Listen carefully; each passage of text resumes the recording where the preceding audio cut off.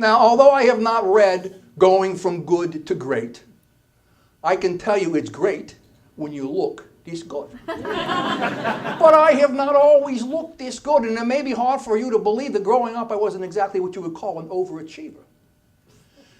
When I was 16, I dropped out of school. Okay, let me be honest with you.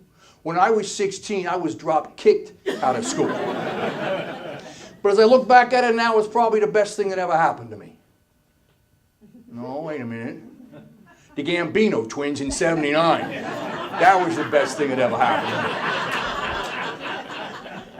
to me. Now, the actual incident that caused my expulsion of Our Lady of Perpetual Discipline is in some ways prophetic.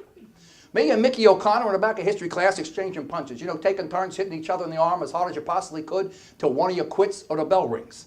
Did you ever play that game? Some of the guys are nodding their head. It's for those of us who weren't clever enough to figure out rock, paper, scissors. Way too many variables in that game.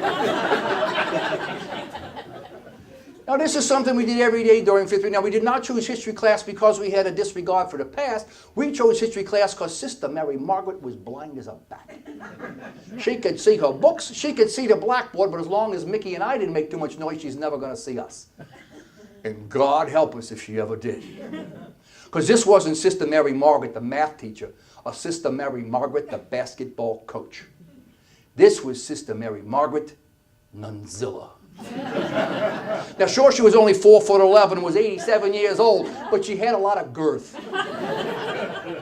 And you did not want to mess with Nunzilla. She could have cracked the Da Vinci Code with one hand tied behind her back. Picture Yoda on steroids. Now, let me just say this right here. This is not an indictment against nuns. Because when I was growing up in the 50s and 60s, I don't care where you went to school, discipline was part of the curriculum. Students feared the teachers because they knew there were consequences to the actions. Today, a kid acts up, all they do is adjust his medication. And at home, we feared our parents. You did something wrong, there was no timeout. There was no quiet time. And there was no talking to their hand. You see a hand, you better duck and duck quick. Fear was the Ritalin of the 50s. Oh, yeah.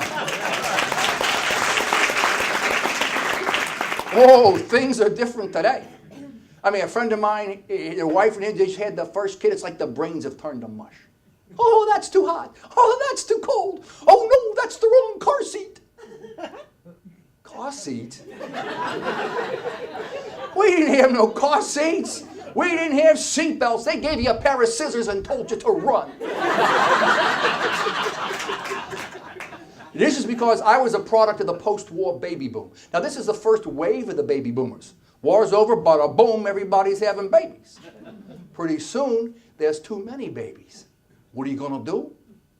You start weeding them out. We had pajamas that would burst into flames if you looked at them hard enough. Toxic paints on everything. Our toys had little sharp objects that would fly off in different directions and things. There was always some kid walking around with a patch over his eye. By the time I was in 3rd grade, there were 3 kids named Lefty. When you went out to play, if you didn't come back bloody, you weren't playing hard enough. But I think those of us who survived the 50s are stronger for it. I mean, how many 3-year-olds do you know can hold their own against a dry cleaning bag? Let's see, where was... Oh, yeah, me and Mickey were out in the back of it going big time. At one point, Mickey, leans into his desk for more leverage. Well, he leans a little bit too far, and boom, straight to the floor. Books, papers, pencils are flying everywhere. I was laughing so hard I thought I wet myself. Nunzilla was not laughing. She must have had some kind of bat radar or something. She made her way to the back of the room, bada bing, bada boom, roller a blazing spit and fire. She beat the crap out of both of us and then gave us a lecture. She says, "You're bums. You'll be lucky to get out of the 10th grade. You're never going to amount to anything your entire lives." For a nearsighted nun, she had no problem seeing into the future. And then she says, "You're not motivated. You got no motivation." Oh, I took offense to this because I thought I was highly motivated. Just not in the same things that Sister Mary Margaret thought I should be motivated in. So when she told me, you're not motivated, I told her, motivate this.